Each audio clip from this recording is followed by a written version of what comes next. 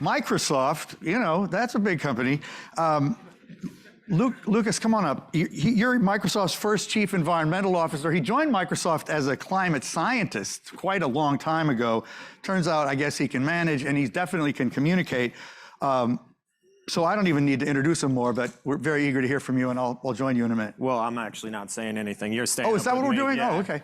I'll say something. No, I can't keep track of my own agenda. So we have such a dense program, I can't even figure out what we're doing. You don't know me well enough, otherwise you'd know to never give me a solo stage, David. You'll never get me off. That might be good. If I would get you off, but anyway. So, like, you know, well, why don't you first just do the short talk in response to my softball question. Why does Microsoft care so much about climate, and give us a few examples of what it's doing? Yeah, sure. I'd just say first, thank you all for putting this conference on. It's kind of incredible to be here in person with people. I know, isn't it lovely? It's fantastic. No, it's like, this is, I think since the pandemic, for me in person, it was nothing than COP than this. So well, I love to be compared to COP. Yeah. Well, hopefully more comes out of this than came out of COP. But Jesus. No, but it's great to be here. So look, you know, we at Microsoft, you mentioned kind of there's a big company. We are a big company. We're a truly global, truly international company that's deeply embedded into kind of the socioeconomic fabric of the world. And so when we think about climate, we think about our business, you know, there's this kind of almost corporate cliche phrase that we use that for Microsoft to do well, we need the world to do well. And you know, it's kind of hard to believe how much we believe that unless you're inside of the organization, but we truly do, because that's the scope and the scale at which we operate. And, you know, you don't have to think very hard about it. You don't have to listen to many people to realize that the world is not going to do well. We've already heard from Dr. Hayhoe and others.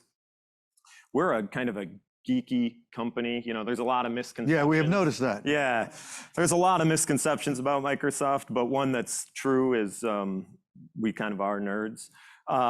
We're engineers, we're computer scientists, we love the math, we love the science. So for us, we just look at the math and the science of climate change. We look at the fundamental layer that climate sits in our socioeconomic systems. You know, I think Mark Twain, well, he didn't actually say it, but he stole a student saying it, which is, you know, climate is what you expect, weather is what you get. And the delta there is, that's what everything is built on. Everything in our world is built on the ability to understand that delta, to understand what the weather is going to be like within a certain time. Without that predictive ability, you cannot build enduring socioeconomic structures. You can't build infrastructure. You can't build societies. You can't build cultures. And so— You mean weather as a metaphor, or literally weather per se? No, weather. Okay, all right. Like, I mean, that's how the world works, okay, right? That's what makes plants grow. That's what makes everything happen. That's what makes the world go round. That's how ecosystems are formed. And from ecosystems derive all of the socioeconomic. As a computational ecologist, you're speaking. I just want to point that out. Yes. Go on. Yeah. No. So for me, you know, it's just as that predictive ability decays, then that's where the terror comes from a climate perspective. That's what the world needs to fix so that we can continue having predictive ability about the future, so that we can build all these things. Microsoft wants to build a future for itself. It wants to build a future for the world. It wants to continue to empower every, you know, organization and person on the planet to achieve more. And so to be able to do that, we need our climate systems to be stable. And that's where it all comes from for us. Okay, you've made some fairly impressive and unusual commitments. Talk a little bit about those. Yeah, I don't know. Maybe when we made them, they were unusual. I hope they're not impressive, because they're literally just what the world needs to do. We stepped back in 2020 and we asked ourselves if we were doing enough. And we are a company that has been focusing on sustainability for quite a while. We were, back in 2012, we committed to being a carbon neutral company. We were one of the first large companies to do that, achieved primarily through kind of renewable energy and avoided emissions carbon offsets. We stepped back in 2020 and we said, are we doing enough? The 1.5 special report from the IPCC had just come out. It's really a wake-up call for the world. It wasn't a wake-up call for scientists, but for many people, it was the first time where they started to really panic. And we asked ourselves if we were doing enough. It's pretty easy in this space to ask yourself that question, immediately say, no, we're not doing enough. You can look around, you mentioned at the beginning, we're not on track to meet any of our targets. So we said, well, what should we do as a company? There's a lot of talk about what the world needs to do. And that's great, but it's part of the communication breakdown, I think, when it comes to climate. It's about what we collectively need to do. And then everybody looks at each other and is like, great, what are you gonna do? What are you gonna do? So for Microsoft, we asked ourselves that question, well, what should we do as a big company? And the answer that we came up with was to be a carbon negative company by 2030. And the way that we defined that was pretty simple. It was to reduce our emissions by half or more by 2030, and then to physically remove the rest from the atmosphere. And I know a lot of people will be talking about carbon removal. And so we're one of the first companies, we're definitely the biggest company out there purchasing carbon removal at scale. You mean by like sequestration and that kind of thing? Yeah, direct air capture, soil carbon sequestration, everything in between, all of the negative emissions technology. And you spent a lot of money on that. We're spending a lot of money on it, I think, and we'll probably get to that, but I think the number one thing that people need to do is to put their money where their mouth is when it comes to building the markets that need to happen. Ryan talked about OKRs. Which was a little bit, felt like a Microsoft planning session. We're definitely on the OKR bandwagon, which is fantastic, by the way, but I would say sometimes, like, by the end of a planning session, you kind of wish John had left like the OKR seedlings in his satchel, because you're like, man, I don't know if we can take any more.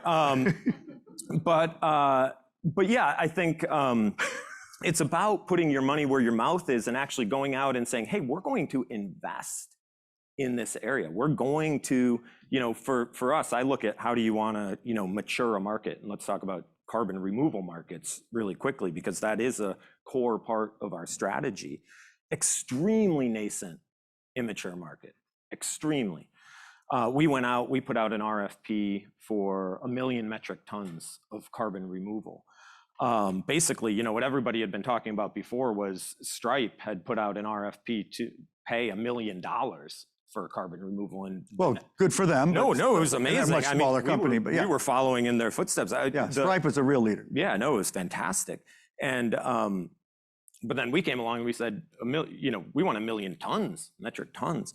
And that kind of blew the lid off the market, quite frankly. We bought 1.3 million metric tons of carbon removal in the first year. And that was really the vast majority of what the market had to offer. And so we said, this is a marketplace that needs to develop. There's 3 things that you can do. You'll learn this in like Econ 101. If you want to mature a market, well, I don't know if you will or not. I never took Econ 101, but presumably you'd learn it. You can be a customer, an investor, or a donor. Those are the 3 real ways to financially move a market. And we decided to be all 3. So largest carbon removal purchaser in the history of the world. We're one of the largest investors in the world. We have $1 billion climate innovation fund that we invest in this space. And we're one of the largest donors. We did a $100 million donation to the new Catalyst fund that Bill Gates, we heard about Bill Gates' Green Premium and how to avoid a climate disaster. So I think that's impressive stuff, by the way, and because hardly any companies have even come close to that range of activities. So kudos. Well, you got to do something. Well, also, haven't you also kind of pledged to remediate every bit of carbon the company's ever emitted from its founding in 1975? Well, so that's where the negative comes in. Because the question is about this term net zero. And how do we actually get to net zero? And the problem, and we'd talk about this a little bit, I break the world's problems down into meaning, measurement, and markets. And we've got to make progress in all 3 areas. But what do we mean by net zero? Well, when we talk about it, we say, well, the world needs to get to net zero, i.e. all of the anthropogenic emissions that go into the atmosphere must be taken out via anthropogenic means. But it doesn't say what you should do or what a company should do. And we're still having that societal conversation. So our carbon negative commitment was a contribution to that conversation to say that we're a company that has more. And right now is a time that those that have more need to do more. And so for us, we acknowledge the fact that there are locations, countries, institutions, individuals that won't be able to go as far, whether because of entrenched interests or disproportionate kind of discrimination that's happened over time or whatever. And so those that have more and can do more should do more. And so we said, we'll go back in time and we'll also remove all of the emissions that we're associated with since we were founded in 1975. And by the way, all of our commitments include what's called Scope 1, Scope 2, and Scope 3. We talked about kind of your climate shadow, right? And when organizations think about their climate shadow, it's really about Scope 3, because Scope 1 emissions are your own direct emissions, Scope 2, the emissions associated with your electricity use, and then Scope 3 is quite literally everything else, all of your upstream supplier emissions, your downstream product use emissions. And so we included all of that to try to magnify our impact across the world. But we're still one company, so we're out there trying to make progress on all of this, but we need everybody to join in. I hope more companies are inspired by you. Questions are very welcome, even now, if anybody has one or a comment. So, good. Okay, can we get the mic somewhere over here? Who? No, you won't, because we have an online audience of fairly good size, so. Okay, check. All right. So Lucas, thanks for coming. I'm Jamie. Identify yourself. Oh, yeah, I was trying to do that. Sorry. Jamie Beliveau from Intel Corporation. We work closely with these guys. Microsoft. Yes. And one of the things that's been brought to my attention, in addition to everything you mentioned, thank you very much for continuing to be a corporate leader in this space, is some of the internal mechanisms that you've put in place to facilitate your behavior. Yeah. So I thought maybe for those, on the industry segment of things, if you could talk a bit about, say, the internal carbon fee, I think is one really good one. Yeah. That was on my list, so might benefit from that. Yeah, that's really key. Yeah, so let me just say really quickly, because I've touched on kind of 2 of the 3 M's that I talk about. The meaning, we need to come up with an actual definitional structure of what net zero means, not just for the world, but for every organization and every individual. The market side, we need to mature carbon reduction removal markets. And then that second M is actually around measurement. We need to do a much better job of figuring out how to measure carbon, particularly in our Scope 3 supply chains, particularly if the FCC's draft proposal goes through, where large corporations, large filers will have to disclose their Scope 3 emissions. Well, most of that measurement comes through spend-based accounting, right? Where we say, well, we know on average how much steel emits per dollar spent on it. And it's a rough and ready way to say, I bought X amount of steel, therefore my emissions must be Y. And that's fantastic. Those are the systems that got us here. But they're not going to be the systems that get us to where we need to go, because you can immediately think through the perverse kind of system that this sets up. We talked about Bill Gates's green premium. Well, if green solutions carry a green premium and you pay more for them, but the way that you measure the emissions is based on how much you spend on something, that means buying green solutions cause your emissions to go up, which just isn't going to work. This is a torturous way of getting to your question around a carbon fee, because you learn those things when you put yourself in the situation of having to experience them directly. And we did that by putting in place a real carbon fee. A lot of companies have what are called shadow fees. You put kind of a shadow price on carbon for planning. Microsoft has a real fee. It's one of the reasons nobody in Microsoft likes me, is because you implement it. Because I implement it. I go and take all their money. And then I buy things with it, important things like carbon removal. But it leads you to have to do that internal accounting and to figure out, well, this measurement system isn't going to work because I actually have to implement a tax that requires this all to work in the same way a tax might have to work, for instance, in a country or through a cross-border trade adjustment agreement. And what's clear is that the way we measure carbon, current accounting systems like greenhouse gas accounting protocol systems, which have been absolutely instrumental in getting us where we are today, they're going to have to evolve if we're going to be able to put in place some of these internal or more national level policy instruments. Okay, that was good. Anybody else? Okay. I aspire So Mike, to achieve your level of dislike. okay, we're going to pass the mic right over here. Thank you. Hi, my name's Ron Erd, and I help companies bring these green technologies to market. I have sort of a two-part related question. The first part is, what is Microsoft's strategy to remove all of the carbon? And then the second part is, with the investments you're making, how is that going to enable corporate America to get to net zero by 2050? Because it seems like most companies have that goal, but not a plan. Well, yeah, it's a great question. I mean, I think for corporate America to get there, most of those companies are going to need more than just a goal. They're going to need a plan. You know, at Microsoft, we talk a lot right now about from pledges to progress. We've basically, now people have made their pledges.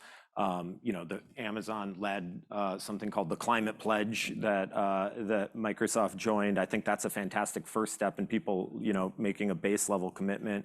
Then there's things like the Transform to Net Zero Coalition, which we're part of, which are putting kind of draft, you know, plans in place for companies to take forward. But I would say on the carbon removal bit, well, what we're doing is we're one of the few buyers out there working to purchase both immediate and long-term contractual obligations to take carbon removal as and when available and across the negative emissions technology spectrum. So things like direct air capture, afforestation, reforestation, enhanced mineralization, you name it, we're buying it. So that's a significant part. But I would say right now what we learned is, you know, the market can barely support Microsoft's demands. There's just not enough supply. There's just not enough supply. Yeah. And that's fine for right now, kind of, I guess. But it's not fine for 2030. It's not fine for 2050 because the rest of corporate America, and by the way, it's not just corporate America, it's corporate, needs to get into this game. And so that market needs to mature. But you know, that's why we're also investing $1 billion. That's why we donated $100 million. Like we're trying to put money and incentives into the system to get this stuff to go. But it can't just be us that's out there buying. Okay, and we have to wrap, but you know, I assume that you believe that doing this is good for business because you want to grow, right? Yeah. So I know you have this whole, you're a big cloud company. Answer this fast, but how do you think about this, the marketing and commercial benefit of positioning your cloud as effectively the most sustainable cloud because of all the actions you're taking? Well, two quick things. Everyone talks about needing to decouple growth from carbon emissions. Basically, the only real way anyone showed how to do that from an economic perspective is to digitize the analog world, right? Move that into electron consumptive kind of businesses and figure out ways to generate those electrons from renewable zero carbon sources. So that's kind of move to the cloud, digitize the analog, put it in the cloud, run things there. And then the second thing I would just say from a business perspective is, you mentioned in your intro remarks, every company is going to have 2 sets of books. I think that's partly. I might have stolen that line from you, but go on. Yeah, well, don't tell people that because CFOs don't like the idea of 2 sets of books. But the point is, that's a huge platform, technology platform opportunity. We've got folks in the audience that run companies that are in that space. Microsoft's in that space. Many other technology companies are in that space. I think there's massive. You mean selling software that allows that to happen? I think there's a huge software sector that's already starting to rise, that when you look back 20 years from now, and if you were an investor. But we have another one of those space, coming on right after you. Then you missed it. Okay, but okay, good. Really. Good, thank you. So good.